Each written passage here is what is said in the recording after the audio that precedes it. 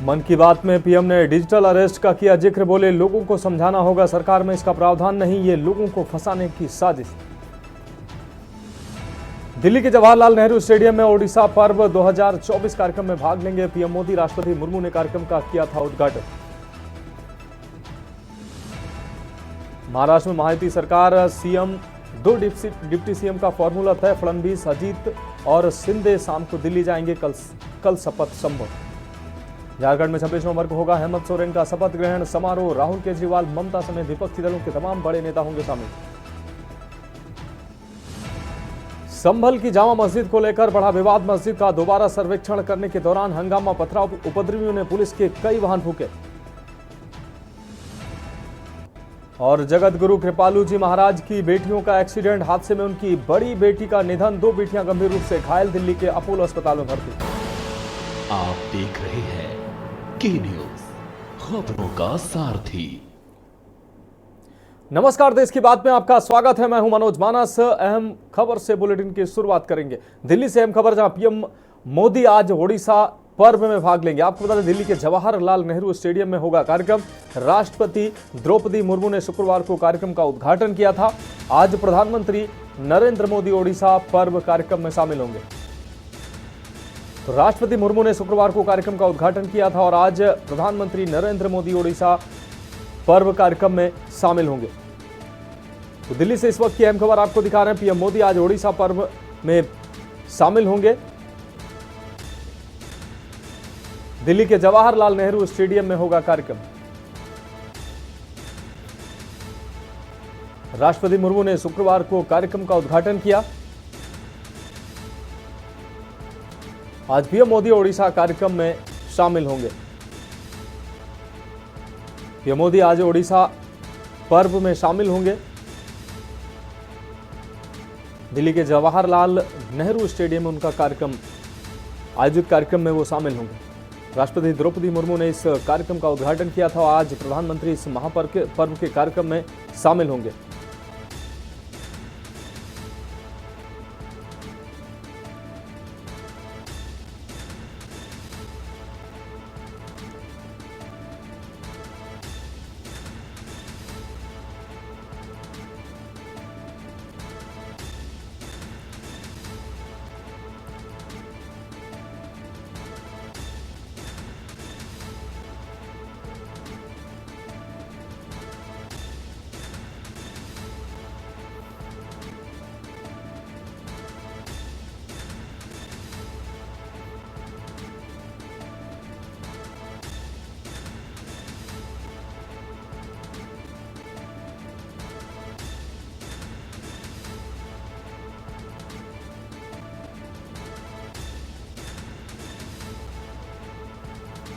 दिल्ली से खबर आपको दिखा रहे हैं। पीएम मोदी आज ओडिशा पर्व में शामिल होंगे।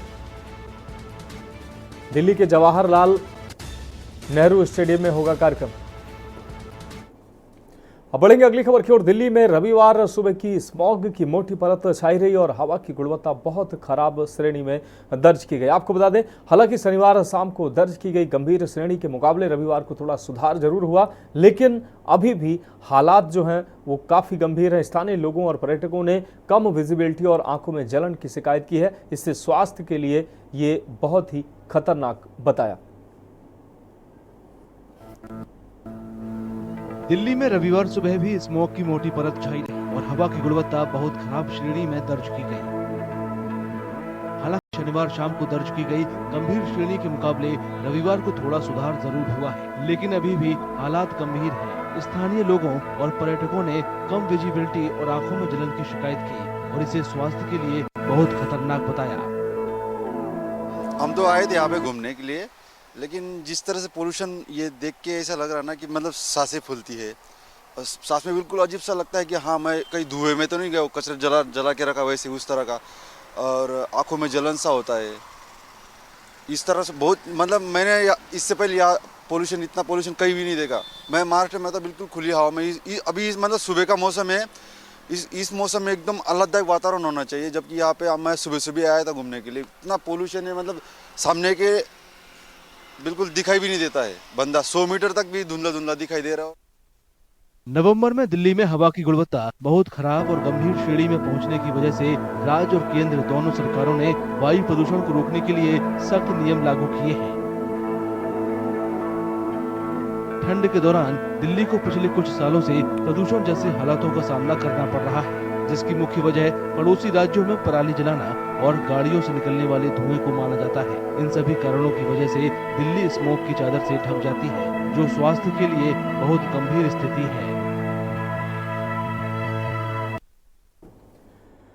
अब रुक करेंगे अगली अहम खबर का संभल से। अगली अहम खबर जहां जामा मस्जिद के सर्वे पर बवाल का यह मामला, पुलिस पर भीड़ ने जमकर पथराव किया है। इस दौरान आगजनी की खबर भी सामने आई। पुलिस ने उपद्रवियों को खदेड़ने के लिए आंसू गैस के गोले दागे। सर्वे टीम को सेफ पैसेज बनाकर पहुंचाया गया।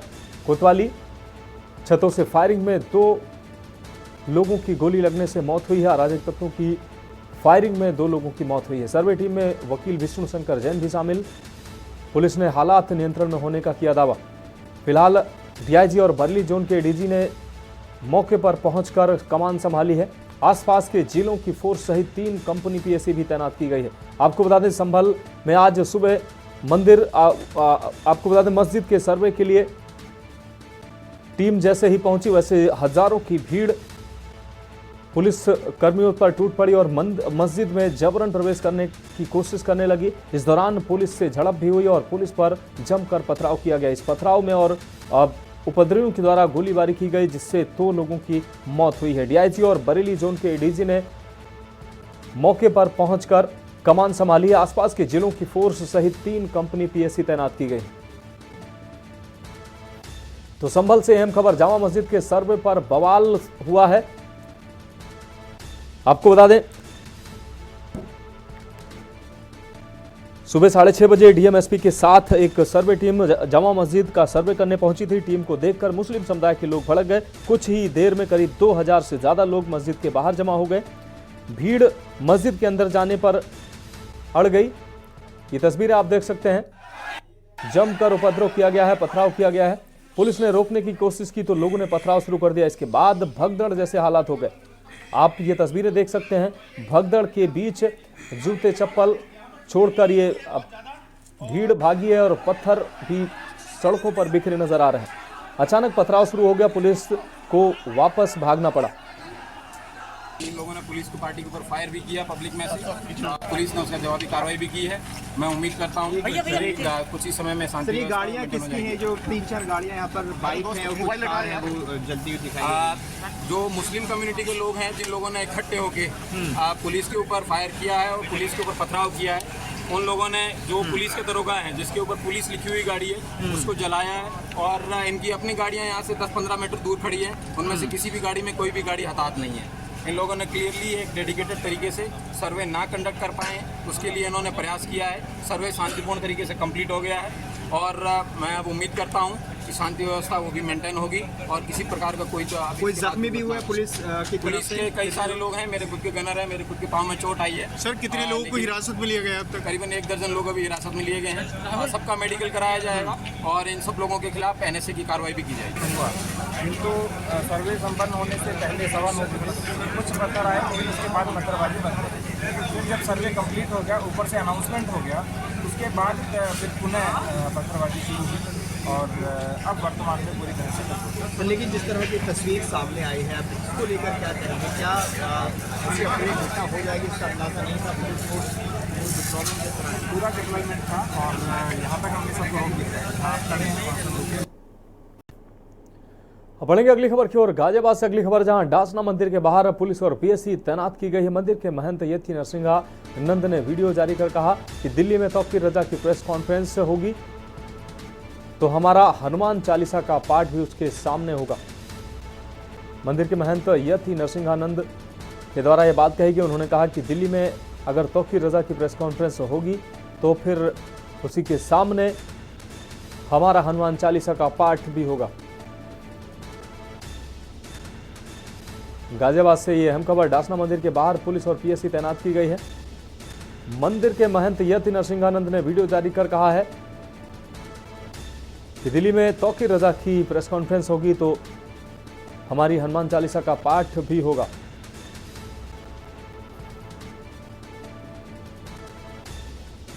तो गाजियाबाद से अहम खबर आपको दिखा रहे हैं। डासना मंदिर के बाहर पुलिस और पीएससी तैनात की गई है। मंदिर के जो महंत हैं यति नरसिंहानंद ने वीडियो जारी कर कहा है कि यदि तौकीर रजा की प्रेस कॉन्फ्रेंस होगी तो हमारा हनुमान चालीसा भी होगा।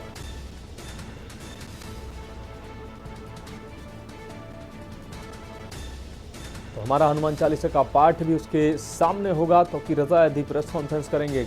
डासना मंदिर के बाहर पुलिस और पीएससी फिलहाल तैनात कर दी गई है। गाजियाबाद से खबर आपको दिखा रहे हैं। मंदिर के महंत यति नरसिंहानंद ने वीडियो जारी कर कहा है कि यदि दिल्ली में तौकीर रजा की प्रेस कॉन्फ्रेंस होगी तो फिर हमारा हनुमान चालीसा का पाठ भी होगा।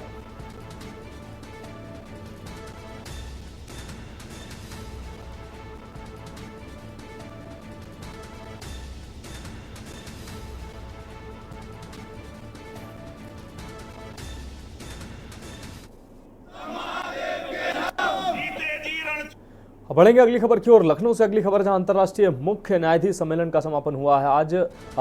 आज है विश्व के मुख्य न्यायाधीशों का अंतर्राष्ट्रीय सम्मेलन। 22 से 24 नवंबर तक अंतर्राष्ट्रीय ये सम्मेलन था। सीएमएस कानपुर रोड ऑडिटोरियम में आयोजित हुआ है ये सम्मेलन। 22 से 24 नवंबर तक अंतर्राष्ट्रीय सम्मेलन का आयोजन था। तो आज इसका समापन है। सीएमएस कानपुर रोड ऑडिटोरियम में आयोजित हुआ है ये समारोह।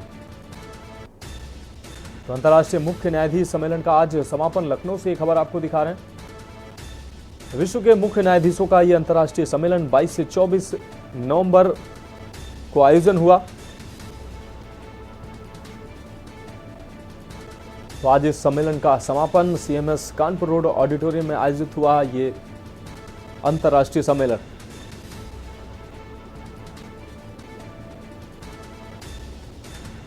तो अंतर्राष्ट्रीय मुख्य न्यायाधीशों का ये सम्मेलन, विश्व के मुख्य न्यायाधीशों का अंतर्राष्ट्रीय सम्मेलन, जिसका आज समापन 22 से 24 नवंबर तक अंतर्राष्ट्रीय सम्मेलन का आयोजन हुआ और आज इसका समापन है। सीएमएस कानपुर रोड ऑडिटोरियम में आयोजित हुआ ये कार्यक्रम। तो अंतर्राष्ट्रीय मुख्य न्यायाधीश सम्मेलन का समापन आज लखनऊ से खबर आपको दिखा रहे हैं।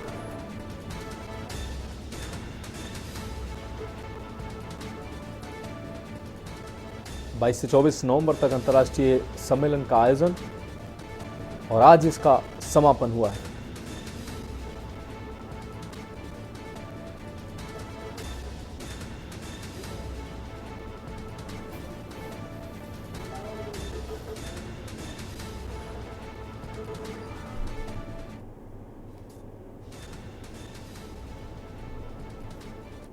बढ़ेंगे अगली खबर की ओर। इटावा से अगली खबर, जहां पुलिस विभाग में बड़ा फेरबदल हुआ है। आपको 6 थाना प्रभारियों के बदले गए हैं कार्यक्षेत्र। 11 उप निरीक्षकों को किया गया है इधर से उधर। एसएसपी संजय कुमार वर्मा ने किए हैं ट्रांसफर।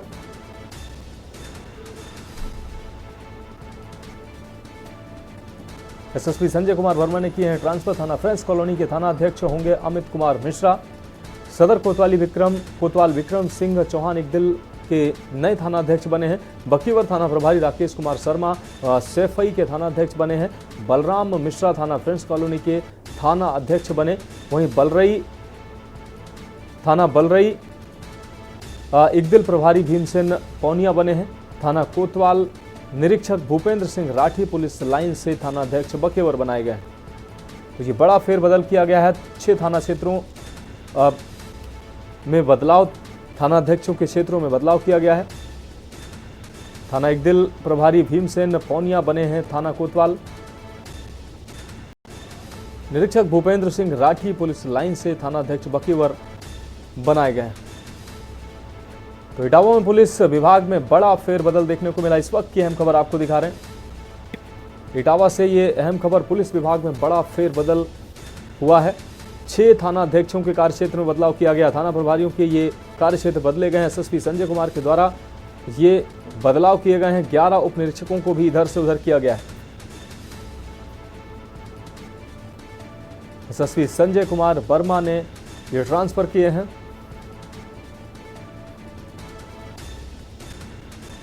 थाना प्रिंस कॉलोनी के थाना अध्यक्ष होंगे अमित कुमार मिश्रा। सदर कोतवाल विक्रम सिंह चौहान इकदिल के थाना अध्यक्ष बने हैं। बकीवर थाना प्रभारी राकेश कुमार शर्मा बने हैं सैफई के थाना अध्यक्ष।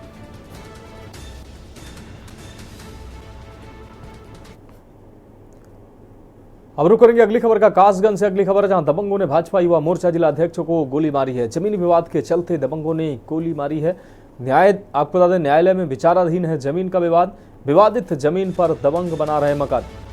विरोध करने पर दबंगों ने जिला उपाध्यक्ष को मारी है गोली। गोली लगने से जिला उपाध्यक्ष गंभीर रूप से घायल हुए हैं। जिला उपाध्यक्ष के पद पर तैनात हैं राजू चौहान। पटियाली कोतवाली क्षेत्र के गांव हथौड़ा बन की यह घटना है।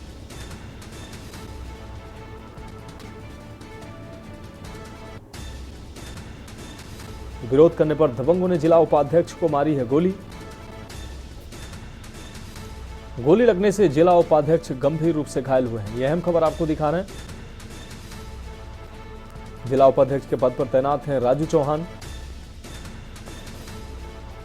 पटियाली कोतवाली क्षेत्र के गांव हथौड़ा बन की यह घटना है। तो कासगंज से अहम खबर, दबंगों ने भाजपा युवा मोर्चा जिला उपाध्यक्ष को मारी है गोली। जमीनी विवाद के चलते दबंगों ने मारी है गोली। गोली लगी है। नाम राजू चौहान है, हमारे जिला के उपाध्यक्ष हैं। और इनका एक न्यायालय में मकान का जो प्लॉट था उनका विवाद चल रहा था। हम लोगों ने विगत पिछले एक हफ्ते पहले प्रशासनिक अधिकारी, जैसे हमने एसडीएम को भी अवगत कराया था, लिखित में भी हम लोगों ने अवगत कराया था कि राजू ने अपने उनको, मेरी भी बात हुई थी, राजू ने रिटर्न में भी दिया था, लेकिन उनके द्वारा कोई ऐसी कोई कार्रवाई नहीं हुई जिससे कि वहाँ शांति व्यवस्था बनी रहे। हम लोगों ने निवेदन भी किया था कि वहाँ शांति व्यवस्था बनी रहे। तो आप लोग एक कम से कम करके 2 या 3 लोगों को वहाँ पाबंद कर दीजिए जिससे शांति व्यवस्था बनी रहेगी। तो हमारी प्रमुख नाराजगी युवा मोर्चा की तो ये है कि ये जो आज घटना हुई है वो सिर्फ और सिर्फ एसडीएम की ढिलाई की वजह से हुई है। पेशेंट आया गोली कांडा, क्या मामला है? अभी जो पेशेंट पटियाली से राजू नाम से आया है, जो पेशेंट वो सस्पेक्टेड केस करके है गोली गन शॉट का। उसका डॉक्टरी मुआयना करके मेडिकल कॉलेज के लिए रेफर कर दिया गया उसको। क्या और गोली उसके वाइटल लगी है, मतलब निकल गई है या फंसी हुई है? वो गोली ऊपर से उसका वो गोली के बुलेट है उस एब्डोमेन बूंद से सटी लगी हुई है, ऊपर से दिख रही है बूंद में। ठीक है। बढ़ेगा अगली खबर की ओर। मेरठ में एसटीएफ यूनिट ने हथियार तस्कर को पकड़ा है। आरोपी का नाम रोहन निवासी बागपत बताया गया है। पंजाब से हथियारों की बड़ी खेप लाकर कर रहा था दिल्ली, बिहार और आसपास के राज्यों में सप्लाई करता था। कब्जे से 17 बंदूकें, 700 कारतूस बरामद किए गए हैं। पंजाब से हथियारों की खेप लेकर वेस्ट यूपी आ रहा था।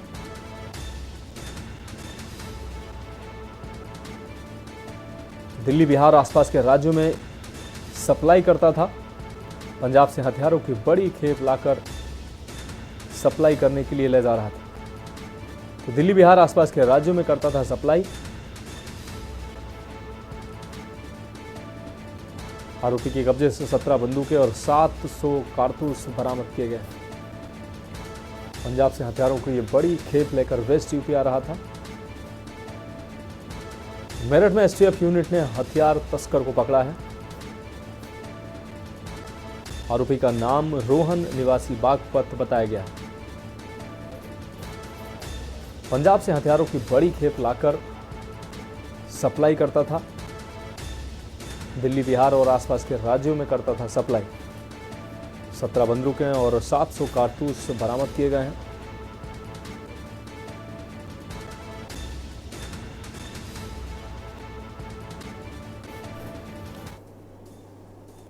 रुक करेंगे अगली खबर का। रायबरेली में दिखा तेज रफ्तार का कहर। आपको बता दें अनियंत्रित ट्रक ने कार सवार को कुचला है। हादसे में कार सवार 2 की मौत हुई है जबकि 4 लोग गंभीर रूप से घायल हुए हैं। घायलों की हालत नाजुक बताई जा रही है। जिला अस्पताल में उनको भर्ती कराया गया जहां उनका इलाज जारी है। मिल एरिया थाना क्षेत्र के मालिक का पुरवा की यह घटना है। आपको बता दें मालिन का पुरवा का ये पूरा मामला है।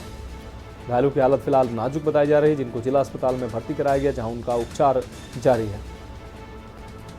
रायबरेली में तेज रफ्तार का कहर देखने को मिला है। अनियंत्रित ट्रक ने कार सवार को कुचला है। हादसे में कार सवार 2 की मौत हुई है जबकि 4 लोग गंभीर रूप से घायल हुए हैं। ये तस्वीरें सामने आई हैं। कार पूरी तरह से क्षतिग्रस्त हुई है। 2 लोगों की मौके पर ही मौत हुई है जबकि 4 लोग गंभीर रूप से घायल हुए हैं। अनियंत्रित ट्रक ने कार सवारों को कुचला है।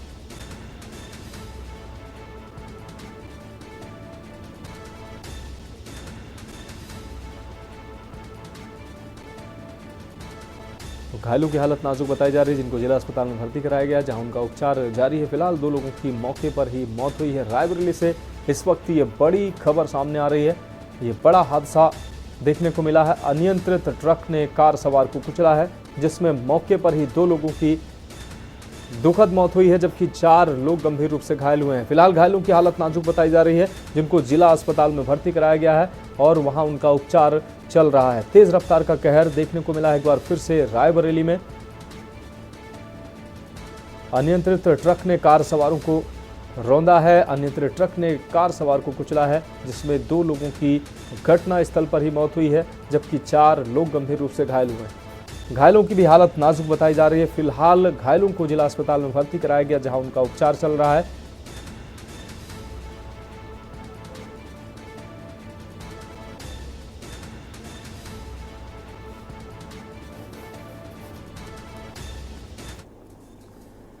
अब रुक करेंगे अगली खबर का। लखनऊ से अगली खबर है, जहां इकाना प्रबंधन पर 5 लाख रुपए का जुर्माना लगा है। गंदगी फैलाने के लिए प्रबंधन पर 5 लाख का जुर्माना लगा है। दलजीत दोसांझ कंसर्ट के दौरान हुई थी गंदगी। नगर आयुक्त ने रिपोर्ट पर की है कार्रवाई। अपर नगर आयुक्त पर्यावरण अभियंता की रिपोर्ट पर कार्रवाई हुई है। हजारों की संख्या में एकत्र हुए थे दर्शक। नगर निगम ने साफ सफाई को लेकर किया था निरीक्षण।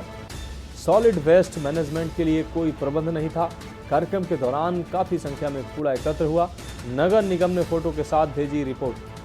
अपर नगर आयुक्त और पर्यावरण अभियंता को भेजी गई है रिपोर्ट।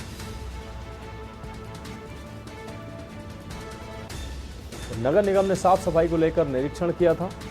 इस दौरान सॉलिड वेस्ट मैनेजमेंट के लिए कोई प्रबंध नहीं था।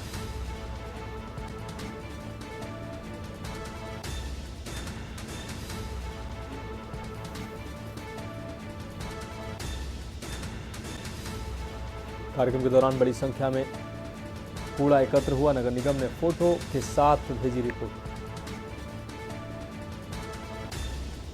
तो अपर नगर आयुक्त और पर्यावरण अभियंता को भेजी गई रिपोर्ट। लखनऊ से अहम खबर, इकाना प्रबंधन पर 5 लाख का जुर्माना। गंदगी फैलाने के लिए प्रबंधन पर 5 लाख का जुर्माना लगाया गया है। दलजीत दोसांझ कंसर्ट के दौरान हुई थी गंदगी। नगर आयुक्त ने रिपोर्ट पर की है कार्रवाई। अपर नगर आयुक्त पर्यावरण अभियंता की रिपोर्ट पर कार्रवाई हुई है। संदीप मिश्रा हमारे संवाददाता ज्यादा जानकारी के लिए हमारे साथ जुड़ गए हैं। संदीप, ये बड़ा मामला सामने आया है। 5 लाख रुपए का जुर्माना इकाना स्टेडियम पर लगा है। दलजीत दोसांझ का जो कार्यक्रम था और इस कार्यक्रम में जो अव्यवस्थाएं थी, सॉलिड वेस्ट मैनेजमेंट के लिए कोई प्रबंध नहीं था और गंदगी, बड़ी मात्रा में गंदगी पाई गई, जिसके बाद अब ये बड़ी कार्रवाई हुई है। बिल्कुल, देखिए मनोज, कहा जा सकता है कि जिस तरीके से शुक्रवार की रात में लखनऊ में इकाना स्टेडियम में कार्यक्रम था, जहां पे दलजीत दोसांझ को वह का कार्यक्रम था। यहाँ पे इस कार्यक्रम के दौरान जो है गंदगी फैलने के मामले को लेकर के नगर आयुक्त इंद्रजीत सिंह ने जो है कार्रवाई की है और जो यहाँ के प्रबंधक हैं उन पे 5 लाख रुपए का जुर्माना लगाया गया है। स्टेडियम में जिस तरीके से गंदगी देखने को मिली थी, जो लोगों ने वहां पर जो है पैकेट फेंक दिए थे, खाने की जो सामग्री खा रहे थे वो फेंके गए थे। इधर साथ ही साथ में जो खाद्य पदार्थ थे उनको वहां पर इधर उधर फेंक दिया गया था, जिसके बाद से साफ सफाई का जो करानी थी वो भी नहीं कराई गई थी। इसको लेकर के नगर निगम के जो कर्मचारी जो वहां पे पहुंचे हैं, तो उसकी फोटो के साथ में पूरी फाइल बना करके उन्होंने अपर नगर आयुक्त को भेजी और अपर नगर आयुक्त ने इस पूरी रिपोर्ट को जो है नगर आयुक्त को भेजा है और नगर आयुक्त ने इस पर बड़ी कार्रवाई की है। यानी कि 5 लाख रुपए का जुर्माना जो है वो इकाना स्टेडियम के जो प्रबंधक हैं उनके ऊपर लगाया गया है। जी निश्चित रूप से संदीप, इससे तमाम जानकारी के लिए आपका बहुत शुक्रिया। तो 5 लाख का जुर्माना प्रबंधन पर लगाया गया है। सॉलिड वेस्ट मैनेजमेंट के लिए कोई प्रबंध नहीं था। नगर आयुक्त ने ये बड़ी कार्रवाई की है, अपर नगर आयुक्त, और अगर अपर नगर आयुक्त की रिपोर्ट पर यह कार्रवाई हुई है। आपको बता दें, कार्यक्रम के दौरान काफी संख्या में कूड़ा भी एकत्र हुआ था। और इस बीच बांदा से अहम खबर सामने आ रही है। बांदा से इस वक्त की अहम खबर, सीएम भजनलाल शर्मा राजस्थान के लिए रवाना हुए हैं। श्रद्धांजलि देने के बाद परिजनों से मुलाकात की है। बांदा से ये खबर आपको दिखा रहे हैं, इस वक्त की अहम खबर बांदा से आपको दिखा रहे हैं। सीएम भजनलाल के साथ जल शक्ति राज्य मंत्री राकेश, आपको बता दें रामकेश भी मौजूद रहे। मीडिया के सवालों से बचते नजर आए हैं सीएम भजनलाल। तो बांदा से खबर आपको दिखा रहे हैं। सीएम भजन लाल शर्मा राजस्थान के लिए रवाना हुए हैं। श्रद्धांजलि देने के बाद परिजनों से उन्होंने मुलाकात की है।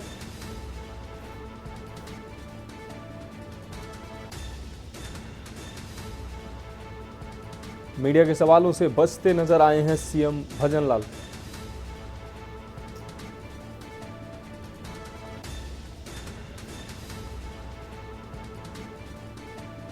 तो श्रद्धांजलि देने के बाद परिजनों से मुलाकात की। सीएम भजन लाल के साथ जल शक्ति राज्य मंत्री रामकेश भी मौजूद रहे। मीडिया के सवालों से बचते नजर आए हैं सीएम भजन लाल।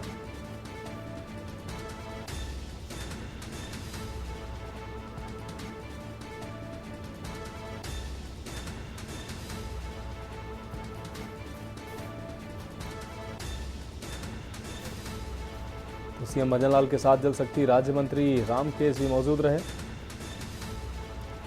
इस दौरान मीडिया के सवालों से बचते नजर आए मुख्यमंत्री भजन लाल।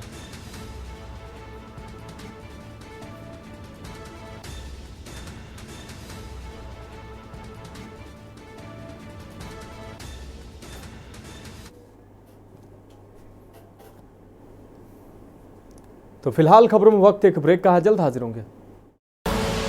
आप देख रहे हैं के न्यूज, खबरों का सारथी। ब्रेक के बाद इसकी बात में एक बार फिर से आपका स्वागत है। रुक करेंगे अगली खबर का। उत्तर प्रदेश में हुए 9 सीटों पर उपचुनाव के नतीजों के बाद रविवार को सपा मुखिया अखिलेश यादव ने भाजपा पर निशाना साधा। पत्रकार वार्ता में उन्होंने कहा कि भाजपा ने लोगों की रोजी रोटी छीनी है, पुलिस वालों से निहत्थे लोगों पर बंदूक तनवाकर खुद को कमजोर साबित कर दिया। भाजपा को कोई वोट नहीं दे रहा है, ये तंत्र को कमजोर बनाकर चुनाव जीतते हैं। अखिलेश यादव ने कुंदरकी में सपा की हार पर कहा कि पुलिस ने लोगों के साथ ज्यादती की है, कई लोगों के वोट किसी दूसरे ने डाले, वे लोग शिकायत लेकर लखनऊ आ रहे थे, रास्ते में पुलिस ने उन्हें रोक लिया, उनके एफिडेविट छीन लिए। अगर गाड़ी के कागजात पूरे नहीं थे तो यात्रियों को क्यों रोका, ड्राइवर और गाड़ी को रोक लेते। कहा कि चुनाव के दौरान पुलिस सिर्फ वर्दी में नहीं थी बल्कि सादी वर्दी में भी पब्लिक के बीच थी। शासन प्रशासन चुनाव में दुशासन बना हुआ था। उन्होंने कहा कि अगली बार कुंदरकी में ही भाजपा को 1 लाख से अधिक मतों से हराएंगे। भाजपा को सत्ता की भूख ने बीमार बना दिया है। और गंभीर घटना हुई है जिसके बारे में आपको जानकारी होगी। संभल की सर्वे हो चुका था, चुनाव के चर्चा न हो पाए, हमारी आपकी प्रेस गड़बड़ा जाए, इसलिए जानबूझ करके सुबह सर्वे की टीम भेजी है जिससे माहौल खराब हो जाए, कोई चुनाव पर चर्चा न कर सके। और जो जानकारी मिल रही है उसमें जानकारी है कि कई लोगों को चोट पहुंची है, कई लोग घायल हैं और एक नौजवान नईम उसकी जान चली गई है। आखिरकार जब सर्वे हो चुका था मस्जिद का, तो दोबारा सर्वे क्यों करा ये सरकार, और वो भी सुबह और बिना तैयारी के। कानूनी और कोर्ट के जो प्रोसीजर उसमें मैं नहीं जाना चाहता हूं कि दूसरे पक्ष की सुनवाई नहीं है, कोई सुनने वाला नहीं है दूसरे पक्ष को। और ये जानबूझ के इसलिए किया है कि आज किस बात पे चर्चा हो, किस इमोशन पे चर्चा हो, ये जानबूझ करके सरकार ने कराया है। लोकतंत्र में सच्ची जीत लोक से होती है, तंत्र से नहीं। लेकिन ये नया लोकतंत्र जो बनाया भारतीय जनता पार्टी ने, उसमें लोगों को वोट नहीं डालने दे रहे हैं, अपने तंत्र को आगे कर दे रहे हैं। और जब कभी भी निष्पक्ष जांच होगी, जिस समय निष्पक्ष जांच होगी और तमाम वीडियोस जो या सीसीटीवी के माध्यम से जो रिकॉर्डिंग होती है बूथ की, जब उसकी सच्चाई सामने आएगी तो पता लगेगा कि वोटर्स ने वोट नहीं डाला, वहां के कौन वोटर बन गए ये भी किसी को नहीं पता। बूथ के अंदर किसने वोट डाला किसी की जानकारी नहीं है। बढ़ेंगे अगली खबर की ओर। महाराजगंज पुलिस को बड़ी सफलता हाथ लगी। आपको बता दें, बड़ी मात्रा में तस्करी का सामान बरामद हुआ है। कस्टम को सुपुर्द किए गए हैं। कपड़े, कॉस्मेटिक को अवैध रूप से नेपाल भेजने की तैयारी चल रही थी। नौतनवा कस्बे के वार्ड नंबर 20 में जयप्रकाश नगर से ये बरामदगी हुई है। तो कपड़े, कॉस्मेटिक का अवैध रूप से नेपाल भेजने की तैयारी चल रही थी। इस बीच नौतनवा कस्बे के वार्ड नंबर 20 में जयप्रकाश नगर से ये बरामदगी की गई है। ये अहम खबर आपको दिखा रहे हैं। महाराजगंज से पुलिस को बड़ी सफलता हाथ लगी है।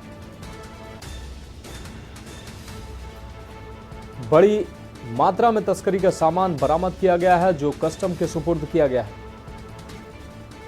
इस सामान में कपड़े, कॉस्मेटिक का अवैध रूप से नेपाल में सप्लाई किए जाने की तैयारी थी। नौतनवा कस्बे के वार्ड नंबर 20 में जयप्रकाश नगर से ये बरामदगी की गई है। तो महाराजगंज पुलिस को ये बड़ी सफलता हाथ लगी है। बड़ी मात्रा में तस्करी का सामान बरामद किया गया है, जिसको कस्टम के सुपुर्द किया गया है। आपको बता दें, कपड़े, कॉस्मेटिक को अवैध रूप से नेपाल भेजने की तैयारी की जा रही थी। इस बीच पुलिस को बड़ी सफलता हाथ लगी है। पुलिस ने यह सारा सामान बरामद किया है। वार्ड नंबर 20 जयप्रकाश नगर से ये बरामदगी की है।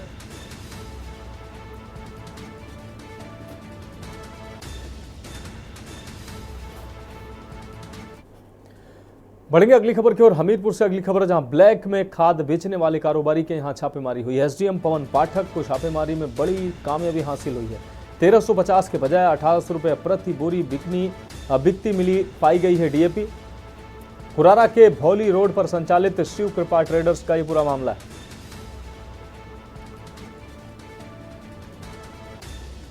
कुरारा के भौली रोड पर संचालित शिव कृपा ट्रेडर्स का यह पूरा मामला है।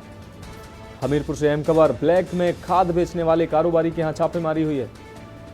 एसडीएम ने छापेमारी की है। एसडीएम पवन पाठक को छापेमारी में बड़ी सफलता हाथ लगी है। आपको बता दें, 1350 रुपए की डीएपी 1800 रुपए प्रति बोरी बिकती पाई गई है।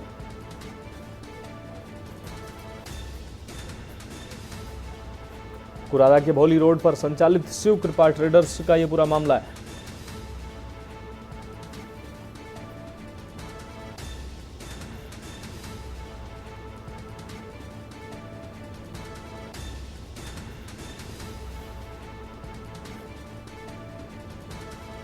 तेरह 1350 के बजाय 1800 रुपये प्रति बोरी डीएपी बिकती पाई गई है। कुरारा के भौली रोड पर संचालित शिव कृपा ट्रेडर्स का यह पूरा मामला है। तो एसडीएम ने छापेमारी की है। ब्लैक में खाद बेचने वाले कारोबारी के यहाँ छापेमारी की है। इस दौरान बड़ी सफलता हाथ लगी है। एसडीएम पवन पाठक ने छापेमारी की है। 1350 की जगह 1800 रुपये प्रति बोरी बिकती मिली है डीएपी।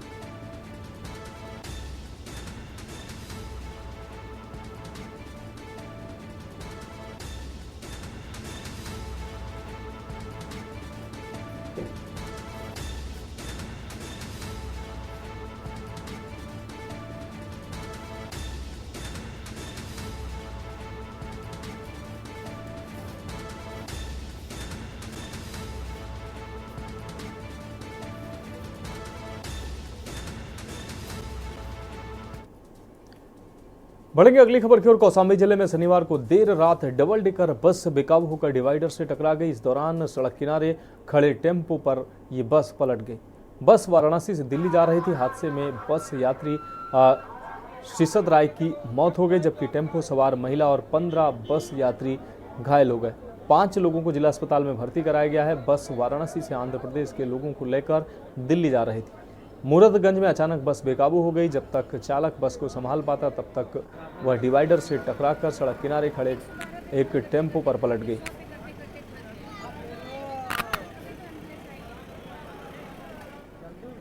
तो ये तस्वीरें सामने आई हैं। सवारियों से भरी ये डबल डेकर बस टेम्पो पर पलटी है, जिसमें टेम्पो की सवारियां और बस की 15 सवारियां लगभग घायल हैं, जिनमें 5 सवारियों को जिला अस्पताल में भर्ती कराया गया है। एक हादसे में एक यात्री की मौत भी हुई है।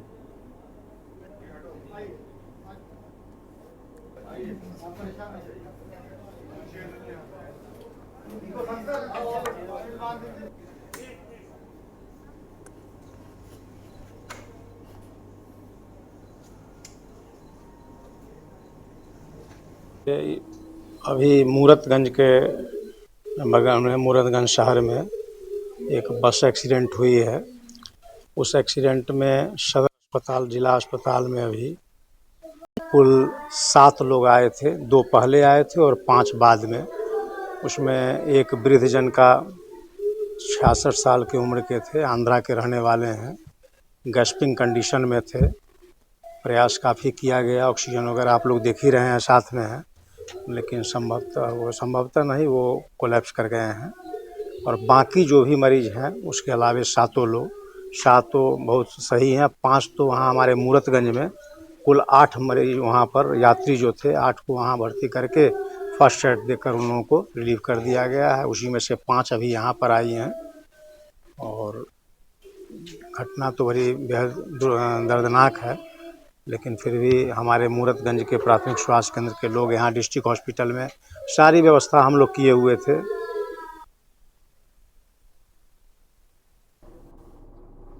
रुक करेंगे अगली खबर का। खबर अयोध्या से, जहां लाठीचार्ज मामले में बाघ और बकरी की कहावत चरितार्थ करते हुए सपा के नगर पालिका अध्यक्ष जब्बार अली के धरने पर भाजपा के सभासदों को बैठने के लिए मजबूर होना पड़ा।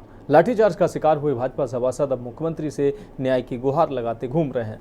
इसके लिए वो बेबाकी से कैमरों के सामने आक्रोश जताने में संकोच नहीं कर रहे हैं। सभासद लाठीचार्ज को शर्मनाक बताते हुए कहते हैं कि अब मतदाता सवाल उठाएंगे।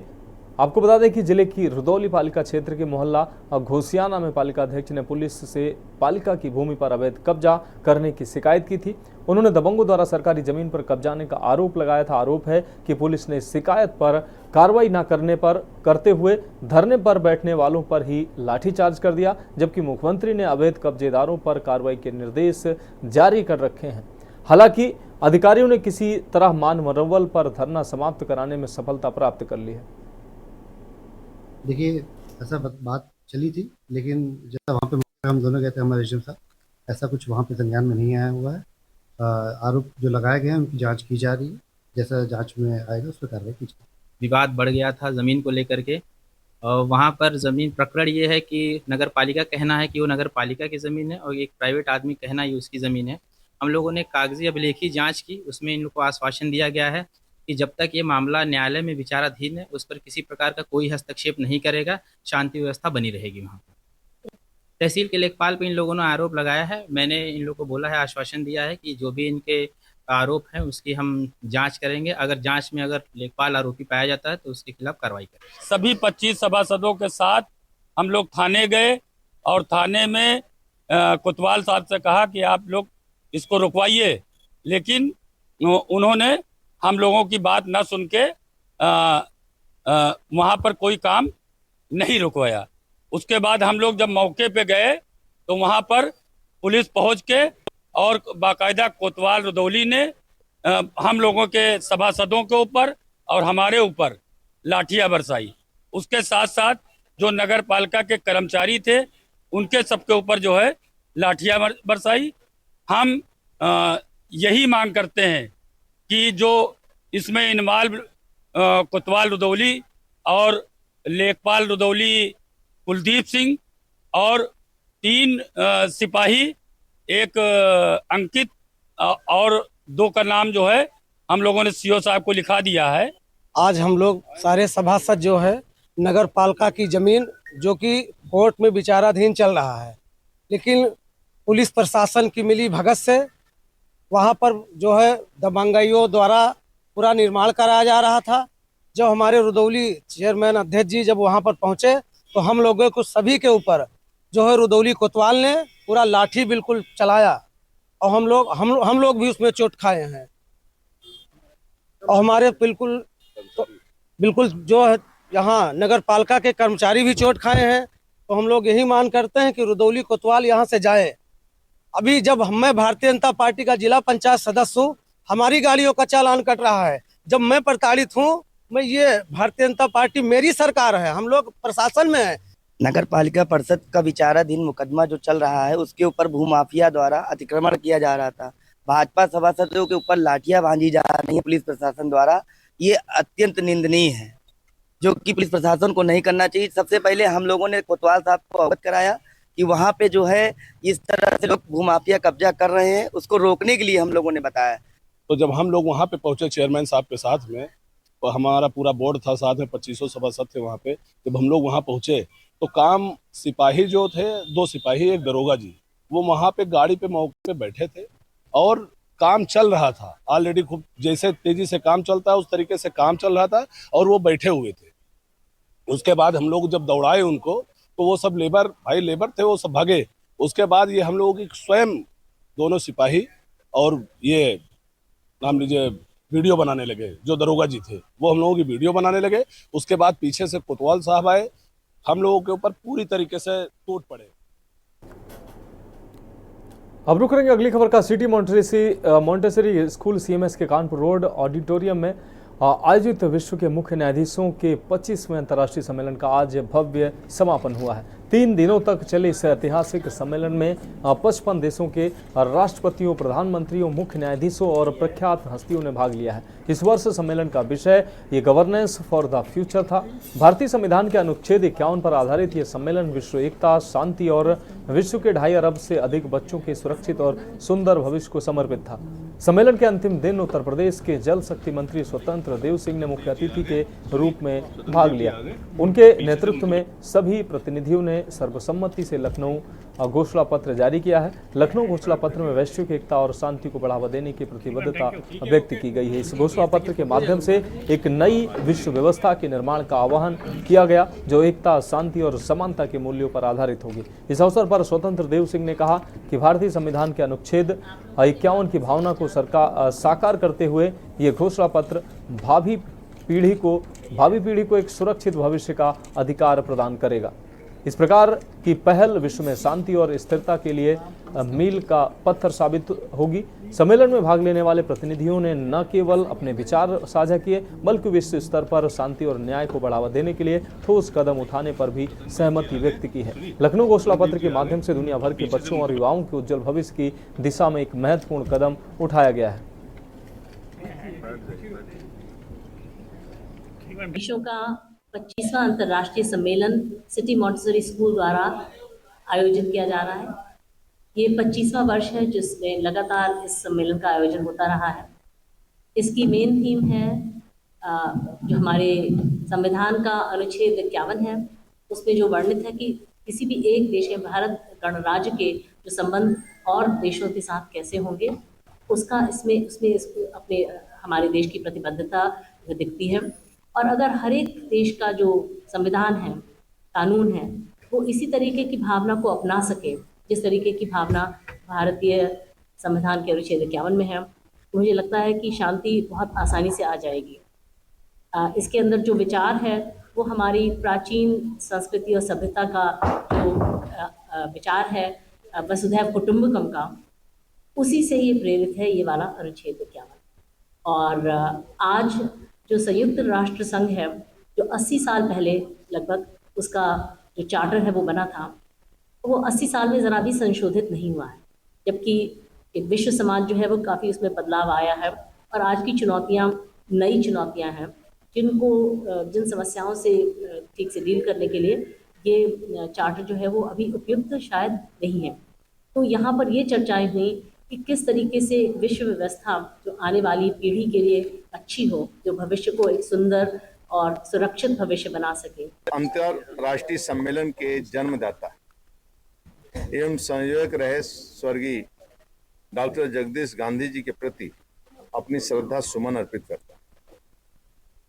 यहाँ 25वें अंतर्राष्ट्रीय सम्मेलन है जिसमें 56 देशों से पधारे 150 से अधिक सम्मानित अतिथियों का, न्यायाधीशों का मैं स्वागत करता हूँ। मेरा ऐसा मानना है कि भविष्य के लिए शासन विषय पर 24 से 20 नवंबर तक आयोजित इस सम्मेलन में संपूर्ण मानवता की एकता और वैश्विक शांति की दिशा में मील का पत्थर साबित होगा। भारतीय संविधान के अनुच्छेद 51 की भावना के अनुरूप सारे विश्व में एकता एवं शांति स्थापित करने के लिए आप सभी ने आज सर्वसम्मति से जो लखनऊ घोषणा पत्र जारी किया है उसके माध्यम से एक शांतिपूर्ण एवं सुरक्षित विश्व का निर्माण अवश्य होगा।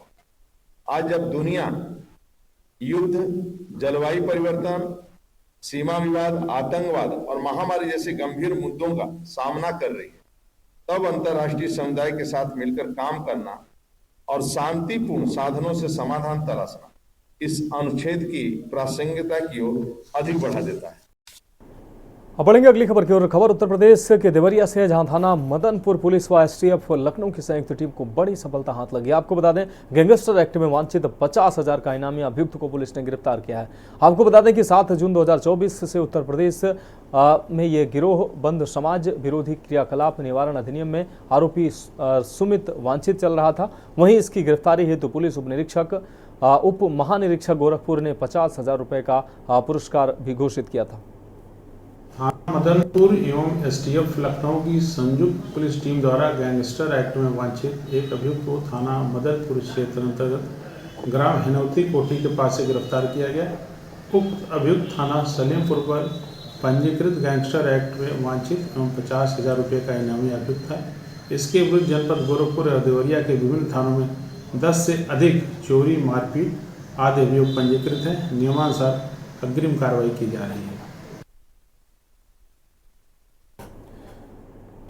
अब बढ़ेंगे अगली खबर की ओर। गोधरा कांड पर बनी फिल्म को लगातार दर्शकों का प्यार मिल रहा है। हरियाणा और उत्तर प्रदेश की सरकारें पहले ही इस फिल्म को टैक्स फ्री कर चुकी हैं। इसी क्रम में गोधरा की सच्चाई को लोगों तक पहुंचाने के लिए कैबिनेट मंत्री विपुल गोयल ने अपने समर्थकों संग देखी द साबरमती रिपोर्ट फिल्म देखी और सभी से ये फिल्म देखने की उन्होंने अपील भी की।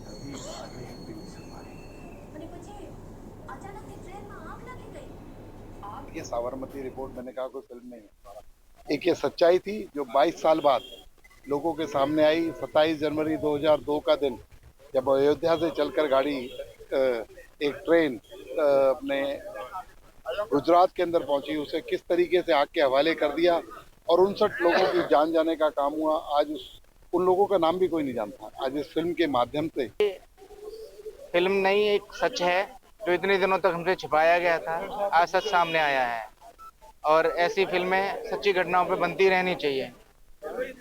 फिल्म देखने पहुंचे, क्या कहेंगे? देखो, पहले तो मैं धन्यवाद करना चाहूंगा माननीय मंत्री जी का। उनके माध्यम से साबरमती और जो गोधरा कांड का जो हमें दिखाया गया था उस टाइम में और अब तक हमारे जो दिमागों में चल रहा था उसका एक वहम निकल गया। लोगों को सच्चाई का पता चल गया है आज इस मूवी को देख के, और मैं माननीय प्रधानमंत्री जी का और आदरणीय विपुल गोयल जी का धन्यवाद करना चाहती हूं और एकता कपूर जी को भी बहुत बहुत धन्यवाद और बधाई देना चाहती हूं, जिन्होंने उन लोगों ने इस बात को दबाया और उन्होंने आज इस फिल्म के माध्यम से हर युवा और हर वर्ग के लोगों को इसका सच्चाई का पता चले। मैं एक मैसेज और देना चाहती हूं दीपक जी आपके चैनल के माध्यम से कि इस मूवी को और या फिर जो सत्य घटना पे आधारित जो भी फिल्में बनती हैं उनको हमारी युवा पीढ़ी को जरूर देखना चाहिए ताकि उनको सत्य का और झूठ का पता चल जाए। सच्चाई सामने आ गई, जो आज तक छुपा कर रखा वो आज सामने आ गया। उसी को देखने के लिए आज हम आए थे। आज कम से कम सच्चाई तो पता लगी, किस तरह से लोगों का शोषण किया गया, किस तरह देश को बांटने का काम किया गया। आज उसको सारे को देखने के लिए आज यहाँ आए थे। आज देखा हमने विपुल जी का, आज सेकंड टाइम देखी। मतलब इससे पहले एक बार दादा लक्ष्मीचंद दिखाई थी हरियाणवी फिल्म इन्होंने, विपुल जी ने, और आज ये देख के आए। इसकी सच्चाई जो हकीकत है वो पब्लिक के सामने आई। तो फिलहाल देश के बाद में अभी के लिए मेरे साथ इतना ही। मुझे दीजिए इजाजत और आप देखते रहिए के न्यूज इंडिया। आप देख रहे हैं के न्यूज, खबरों का सारथी।